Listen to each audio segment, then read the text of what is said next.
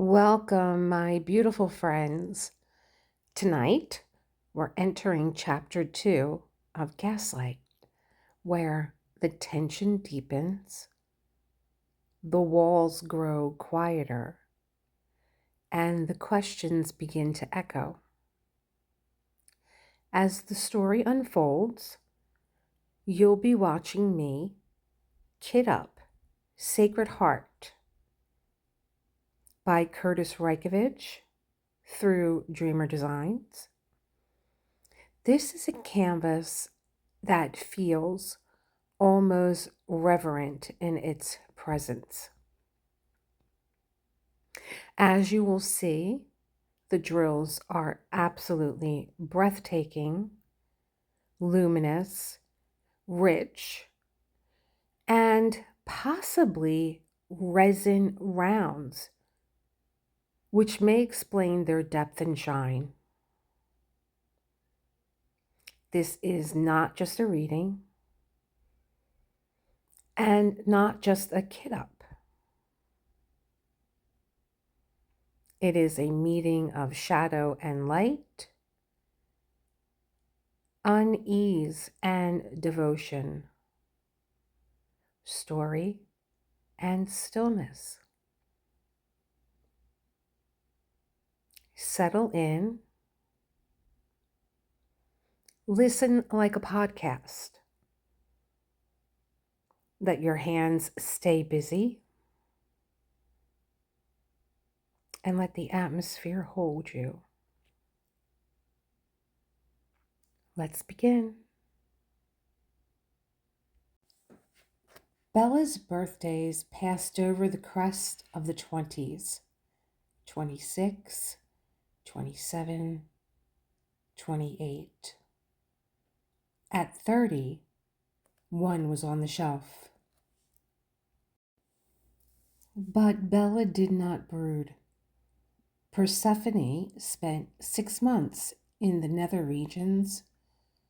Who could say how many years each mythical month might be? Someone would certainly come sometime to release her from the deserved bondage in the Hampstead.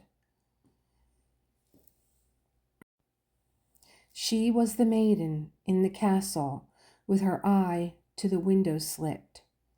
She was Rapunzel with the golden locks that made a rope for her freedom. She went about her shopping demurely, but conscious both of her own style and that of those she saw.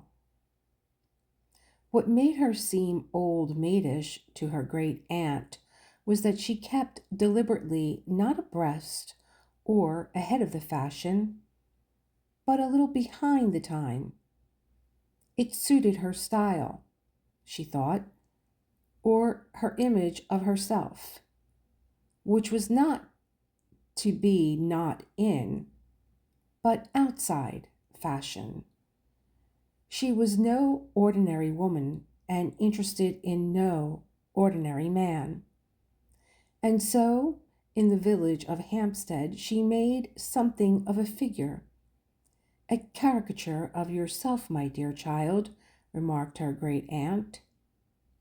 You seem, Cousin Bella, acidulously remarked Alfred, drying his nose, to be a proclamation of something, but for the life of me, I do not know what. I don't know what either, Cousin Alfred, Bella said, unless it's of independence.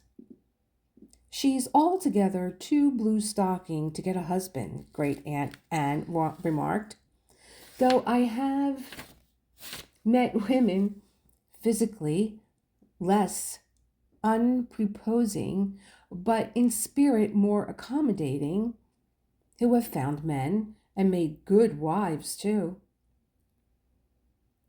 There had appeared already at this time in Hampstead a gentleman whom Bella had first noticed from behind as she walked down Heath Street towards the shops. His walk, the way he held himself, the cut of his jib, reminded her of her father. He was a man of confidence, she thought, who might think well of himself, but not without justification. His body was lithe, his clothes were cut well, and he wore them with assurance. People observed him in the street as he passed. He was somebody, as opposed to the nobodies whom her great aunt had invited to her house. Now there, Bella thought, goes a man I might marry.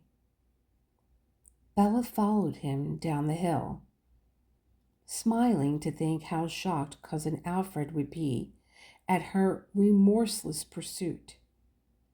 He went into the butcher's.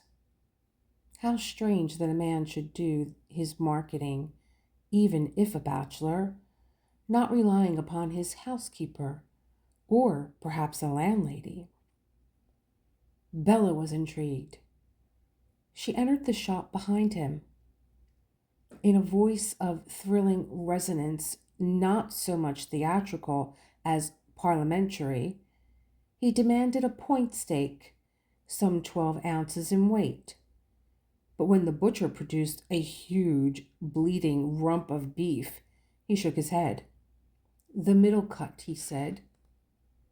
Bella knew little about meat, except that it should be well hung. She was surprised to see the butcher cut off several pounds of steak, which he laid on display plates before choosing the cut for his male customer. I think you will find this to your liking, sir. I can assure you that if I do not, I shall not continue my custom, the gentleman answered. Will you have it sent and charged to Mr. Manningham, 4 New Square? There was on the wall behind the counter a large mirror on which had been painted a woolly lamb. In its unpainted surface, Bella could see that Mr. Manningham had an impressive bearded visage, with startling blue eyes beneath heavy black brows. In this looking-glass, he was staring at her, though the words he spoke were addressed ostensibly to the master butcher. All I want, he said, leaning earnestly forward, is tenderness. As he turned abruptly, he almost knocked into Bella. Indeed, for a moment he caught her hand to prevent her falling backwards. It was a momentary grasp, but while it lasted, very firm. Then he stepped back, raised his hat with a muttered apology, and went out. Bella felt herself blushing involuntarily from her bosom to the base of her throat. She was wearing a high-necked blouse, so nothing showed. But she was embarrassed at the weakness, which she blamed the stranger for betraying, and for a moment she disliked him. But later she realized that this was the beginning of the liberation which she had been awaiting all these years. Persephone was returning from the underworld. Andromeda was released. This was it, at last. Bella's life was so changed that even Great Aunt Annie could sense it. The old lady's rheumatism and temper grew worse. Her charcoal biscuits were munched with an aggressive clacking of dentures. She did not know what was happening, nor would she have mentioned it if she had. Great Aunt Annie and Cousin Alfred were human icebergs, only showing to the outside world the tips of their emotions and colliding with other people in their submarine depths, only betraying the collision by a tremor above water. From living among such people, Bella herself had contracted the habit of reticence. With her father, expression of feeling had been open and happy, even when the feeling itself was slightly shameful, of jealousy, pique, anger, or hurt vanity. But during the purgatory of life in Hampstead, Bella had learned to hide what she was dearest to her heart, like someone given a present who must lock it away in a drawer. Only a wound, a slight, a grievance could be displayed because it was painlessly covered with a scab of rancor. So Bella kept to herself this, perhaps trivial, exchange of glances in the butcher shop. The ambiguity of the object of Mr. Manningham's professed tenderness, herself or a middle cut of rump steak. But this privacy merely served to heighten the brilliance of the small illumined enclosure. In her walks to the heath, she passed by New Square, the most enchanting, she considered, of all the corners of the lovely village. Number 4 was not the smartest house, drab indeed rather, not to say tumble down. But reference to the street directory showed that this was not Mr. Manningham's fault. Number 4 was tenanted by a lady named Mrs. Creeps, no doubt a landlady, perhaps a widow come down in the world. The magic of the stranger's personality invested even with this charm. Mr. Manningham, she smiled to herself, is presently in the care of Mrs. Creeps. She wondered on what floor he lodged, how carefully he presided over the grilling of his tender steaks, and how he came to be in Hampstead Village at all, so far from the beau monde. Quite what or where the beau monde was, Bella was not then certain. It was nearly a week before she caught another glimpse of Mr. Manningham, and she had begun to think that he had left the neighborhood. She was returning from the heath, and suddenly he emerged from New End into Heath Street some 15 yards ahead of her, and instead of turning in her direction, walked down the hill, the finest figure of a man with his silver-topped black ebony cane, his chamois leather gloves, and his smart gray spats. It was the man in Manningham she admired, a devil-may carelessness which made him the most debonair creature in the village, even though he didn't seem to care a fig for the effect.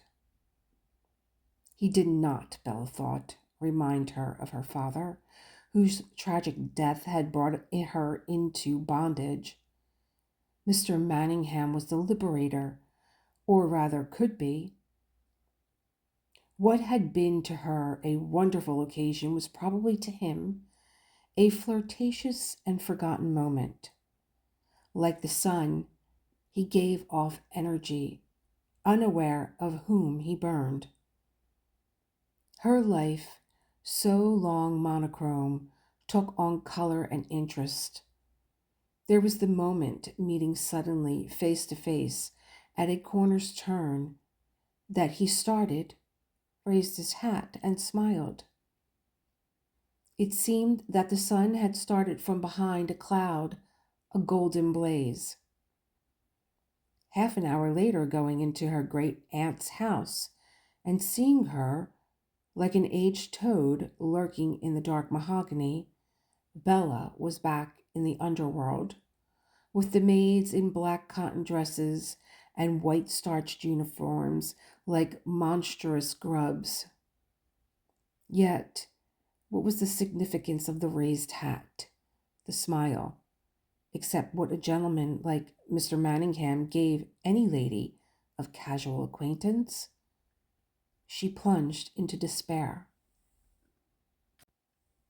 But then the gloom was lightened one morning as she observed that she was being followed by him.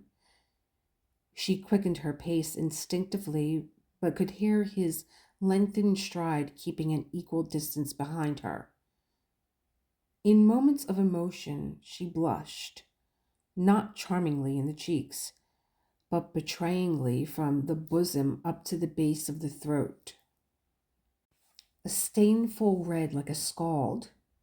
She could feel this disfigurement, and she hurried forward, even though her back was turned toward him, and anyway her dress fitted high up in the neck so nothing could be seen. He followed her into the grocer's shop, and as she waited to be served, he said, "I think this is addressed to you." And he slipped into her hand a small envelope embossed like lace. "I don't understand." She was genuinely puzzled. Could he have found in the street some letter she had dropped, even though she had none in her reticule addressed to her? "Perhaps I am mistaken," he whispered, "but I pray not." She glanced at the name and address. It read, "To the most adorable girl in the world." She was conscious of his watching her. Instinctively, she crushed the letter, but she did not fling it away. She thrust it into her muff, and there she held it, like a bird, like a fledgling that she feared might be crushed, or die, or fly away. Was I, he bent forward and down to her ear, wrong? She turned away to look out of the window at the street down which people walked. She could not speak. Blood leaped into her throat like throttling fingers. But dimly outside she saw Mr. Manningham looking toward her, head bowed, hat raised, teeth bright within the bearded face. She had bought all the wrong things. Sago instead of semolina, currants instead of raisins, treacle instead of golden syrup. But she did not care. "I am not well," she said to Great Aunt Toad, lurking in the mahogany darkness. "I am sorry. I must go to my room." "Then we shall send for Dr. McIntosh," the old woman called. "We are not going to have you ill without the doctor." She was a witch. She knew. But Bella was armed to deal with such attacks. "Remember your own queasiness yesterday morning," she called back from the half landing, "when you were sure you were dying and the wind passed before the doctor came? It was cruel, but in this family it was the survival of the cruelest." Great Aunt Toad retired into her hole, and Bella went to her bedroom and bolted the door. She knew that the key which her great aunt pretended was lost had, in fact, been hidden, but she had fitted the bolt herself. Then she took the crumpled envelope from her muff and smoothed it out on the escritoire. Whatever the letter might say, it was uniquely precious. It would be treasured for a lifetime, though she did not yet know as a memento of what.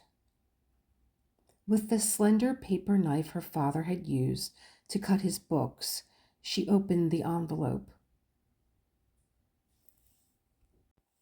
There was no address at the head of the paper, which was illuminated with an engraving of Mont Blanc, a snowy pinnacle of celestial or social aspiration. "What can a man do," she read, "who, coming to Hampstead, having roamed the world over, and seeing the most adorable girl in the world in a butcher's shop, does not know what her name is, and yet must meet her again at any cost? Only surely beg a tryst. And since it was a butcher shop, Where better than the Lake of Mutton Pond this afternoon at 3? My most adorable girl, and you must not forbid me to think of you as this, because you are. I can assure you that my intentions are the most honorable. However unconventional my attentions may appear. But I do not have to say this. You are a brave spirit. You have a fire. I know it. Unless I am mad. And I am afraid that I shall go mad unless I see you. You probably do not realize your power, my adorable one. But you have haunted me since I first saw you, that beauty locked away, like Rapunzel. Remember? Rapunzel, Rapunzel, let down your hair, that I may climb upon your stair. Oh, I know what I was born for. Please. Jack Manningham. Bella's first impulse was to go to the Lake of Mutton Pond that afternoon.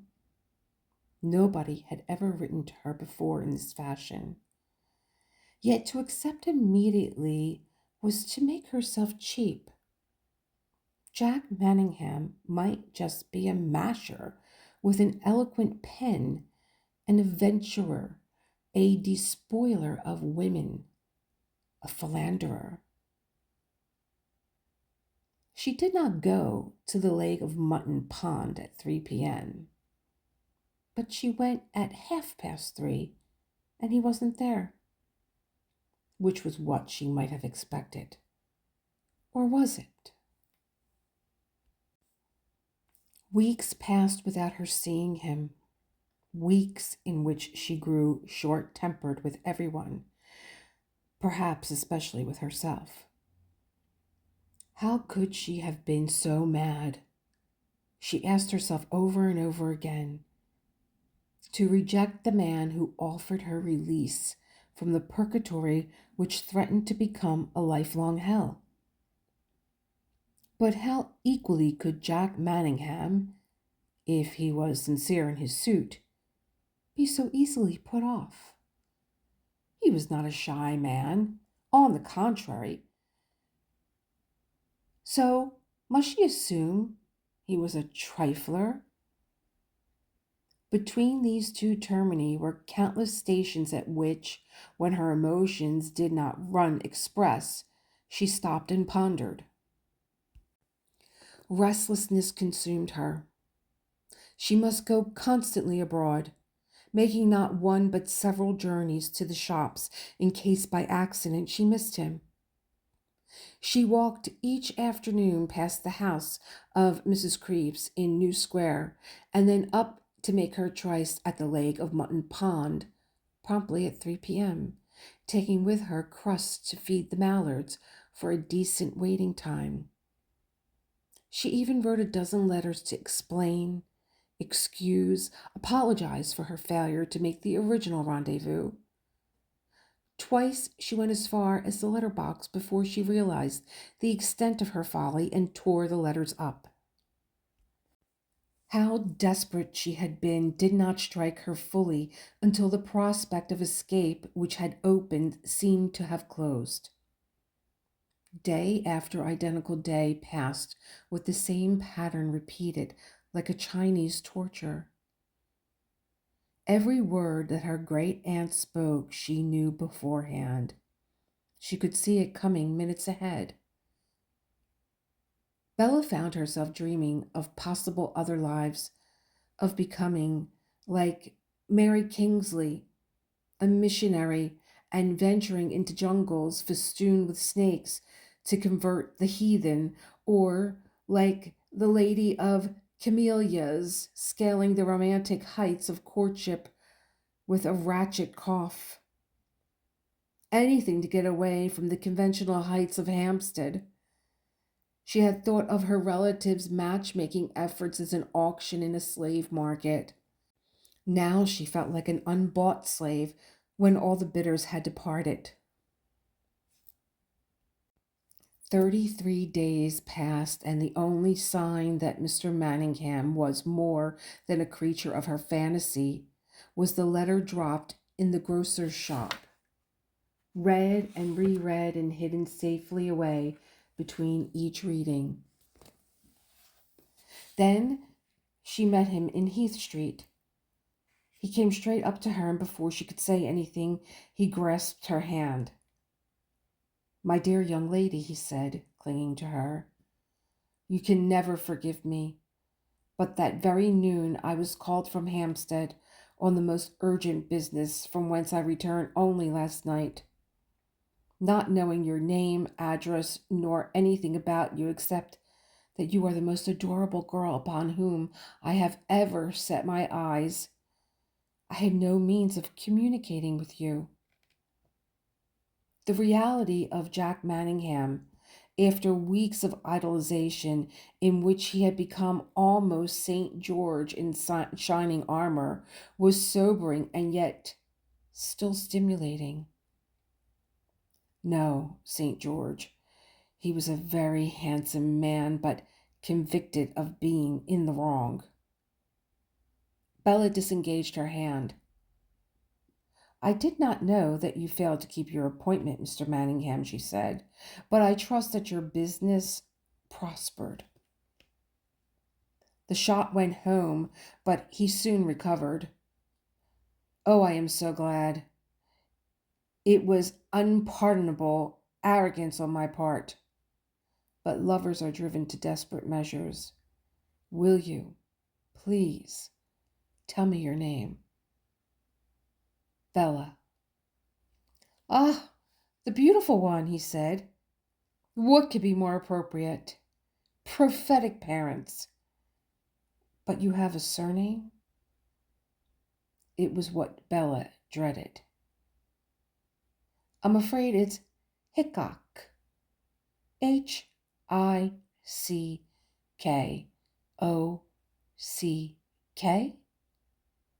No C before the final K." "I think the beautiful one ought to change that as soon as possible." "To what?" "Manningham," he suggested. "That has a ring to it. Bella Manningham." He bent down and grinned in her face. "Isn't that the perfect name? Where do you live?" She gave the number in Holly Place. "Well, if you don't meet me at the leg of mutton at 3 this afternoon, I'll come round hammering at your door to know the reason why, my lovely witch." Chapter. Thank you for being here with me in this space, for listening and for creating and for staying with the story. These Gothic Victorian novels, they always leave us with more questions than answers. And this is exactly where Gaslight wants us. If you found yourself drawn to these drills, don't worry. This is part of a full, in-depth kit-up with the complete DMC color walkthrough that I would like to get to you for the weekend because I'm so anxious to start this canvas. We're just getting started with this canvas, and I can't wait to explore it with you. Until then, be gentle with yourself. Let what you heard settle. Let what you created, either while listening or the next time that you sit down in your little corner of the world, let what you created matter. And as always, create the world that you want to live in and be gentle with yourself while you do it. My members, I am going to get a reading companion ready for you for this chapter with some questions to help you dive a little bit deeper into the novel. And if you like, I have a Gaslight reading room available in my Discord. I've already entered in chapter 1 with some questions. I believe I put some questions in there. I did, because I put my answers in there. If you're curious about what I think, um, there are some Q&A in there, and I answer them myself. So I'll put the Discord reading material companion for my members in a separate post for members. I'll put the Discord information in the description. And if this sounds like something that you want to dive deeper into, please join us. Think about becoming a member. I think you'll have a lot of fun. And I will see you, as always, in the next one. I think I'm going to leave you guys with some music, just in case you are working and you don't want to hop over or look for something else to watch or listen to while you are diamond painting. Bye, guys.